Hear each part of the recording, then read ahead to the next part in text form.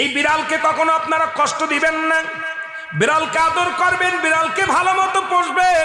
বিড়াল যদি কোনো জাতির জন্য দোয়া করে, কোনো গৃহস্থর জন্য দোয়া করে, ওই সংসারের মধ্যে উন্নতি শুরু হয়ে যায়।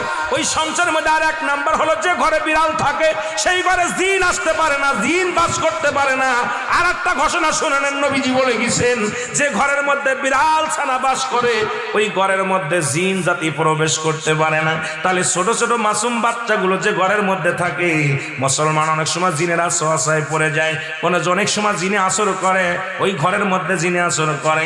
যে ঘরের মধ্যে বিড়ালকে আদর করে বিড়াল থাকে, ওই ঘরের মধ্যে বিলাই বিড়াল বিড়াল বিলাই বিলাই, এইটা যার ঘরের মধ্যে আছে এই ঘরের মধ্যে দুষ্ট জিনেরা আসতে পারে না। জোরে জোরে চিল্লায়া বলা যাবে না মারহাবা।